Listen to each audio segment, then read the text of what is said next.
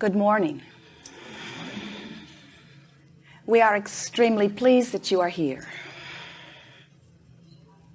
It is good to come together for the purpose of co-creating. Do you agree? You are knowing what you are wanting? Yes, no, yes, no. It moves about a bit. You are enjoying the evolution of your desire. You are understanding that you are source energy focused here in these physical bodies on the leading edge of thought. Can you feel the fun and power and importance of your focus? Really good word, focus, because it's what creating is about. Your point of focus, your point of attention, which is your point of focus, is your point of attraction. Attraction-based universe, no assertion. So you come forth with your personality, with your ability to see and perceive, and you look around.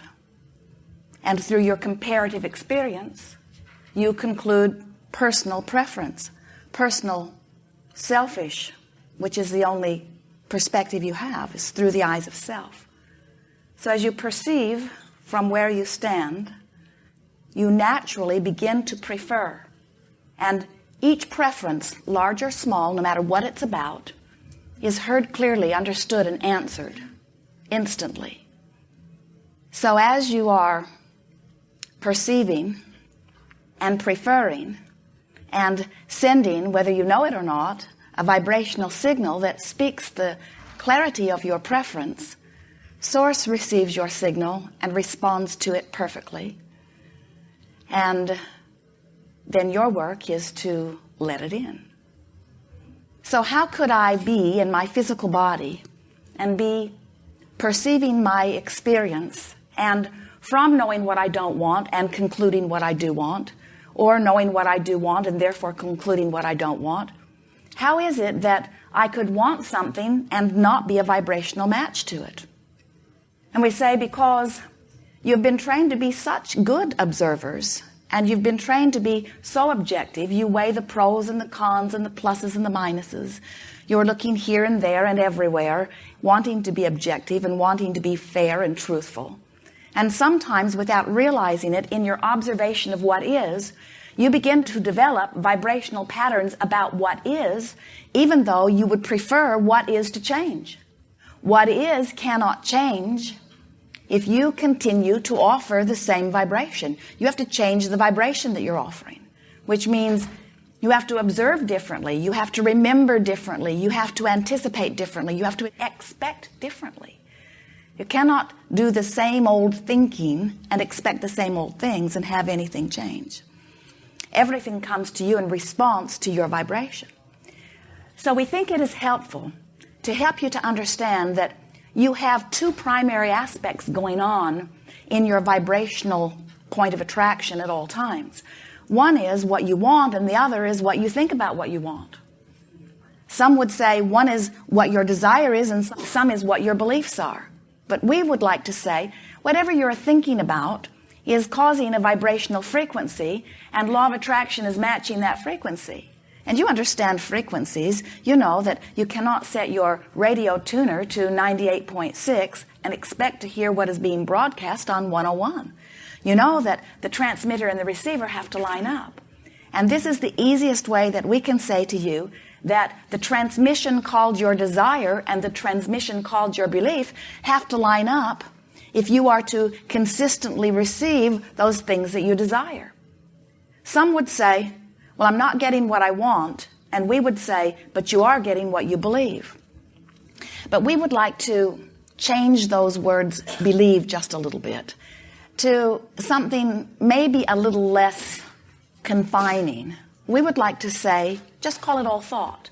And then we would like to remind you that you have a guidance system within you that is letting you know in every moment what the vibrational content of your thought is. Let's say you're looking around, and from what you're living and observing in your own experience, you conclude right out, in other words, you know it, you could tell it to anyone, I want more money, or I want my physical body to feel better, or I want an improvement in this relationship, or I want a better job, I want more money from the job, or I want more satisfaction in my work. So as you make these statements of desire, the thing that we would be asking you is, but how do you really feel about this? And you would say, well, I really don't feel very good. I'm sick. Or I really don't feel very good. I don't have enough money. That's why I want something different. And we say, but you can't get something different if you are continually beating the drum of what is. Because whatever you are looking at, you are keeping active in your vibration. And so the part of you that's looking at what is, if it's something that you don't want, is holding that thing you don't want in your experience. The part of you that's looking at what is, if it's something you do want, is the part of you that's holding that thing that you do want in your experience. In other words, whatever you are giving your attention to is active in your vibration. And if it's active in your vibration, it's part of your attraction. And here's the best part. Well, they're all good parts, but here's the part that we've come to really remind you about. The way you feel is your indicator of how you're doing. As we're moving forward here today, we'll help you to understand how you can, more and more in every day, not only be aware of what you've got active, but what to do about it if it's something that is activated that is not in keeping with what you are wanting. Your future experience is being created now, but we don't want you to get too focused upon what you are creating in the future, because the tendency when you are thinking about future experience is to not tend to your vibration now. And if you're not tending to your vibration now, not only are you not improving your future experience, but you are in this moment holding yourself apart from all that you are wanting. In this time-space reality in which you are focused, we know that you have this sense of this buffer of time. You don't experience what you would call instant manifestation. And that's a good thing, because it gives you an opportunity to align your thoughts in the way that you really mean to.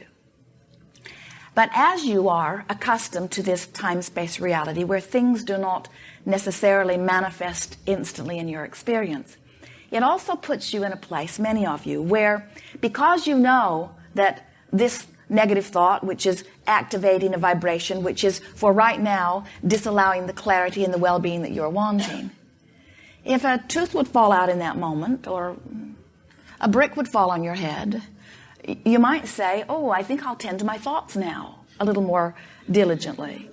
But because there is no big manifestation, not initially, then many of you are sort of comfortable in being sloppy about your thinking, because the guidance system comes in the form of emotion. And sometimes you come to feel sort of at one with the emotions that you've been feeling. Being a little ornery starts to feel normal, or being a little angry starts to feel normal. And so you miss the guidance that is letting you know what is active in your vibration. Recently we had a conversation with someone who was concerned about her unconscious thoughts. And we said, don't worry about them. And she said, but I worry that I have unconscious thoughts that are keeping me from what I want. And we say, that could not be. And the reason that she thinks that it is, or that it could be, is because she knows that there are many things that she wants that are not manifesting. And so she is assuming that she has unconscious thoughts, subconscious thoughts, that are sabotaging her desire. But then we went on to explain to her that if there is something in your vibration that is preventing you from receiving or allowing something that you've asked for, negative emotion is always present to let you know it. In other words, there is always the indicator of that. And if you're not feeling any negative emotion, then it's not active. So hear what we're saying. If it's so unconscious that you're not feeling around it, then it's not a big player in your vibration. We said to her, that's not what's keeping you from what you want. It's beating the drum of what is that's keeping you from what you want. People do it quite often. They'll say, I want more money, but I don't have enough. And then they go on to explain how long they have not had enough and how uncomfortable it has been not to have enough. and how many other people like them also don't have enough, and how their mother also did not have enough, and how they are tired of not having enough, and how their family has never had enough, and how painful it is not to have enough. And we say, you cannot continue to beat the drum of there not being enough of something that you want without making that the most active part of your vibration. So even though you occasionally or even frequently make your statement of desire of having more, if you are making your statement of desire of wanting more from this place of feeling that you don't have enough, more cannot come. Not because you don't deserve it, not because you don't want it, not because Source hasn't heard it, not because Source hasn't answered it, but because you're beating the drum that is holding you in a vibration that is disallowing the alignment of signal that is necessary for the receiving of that which you want.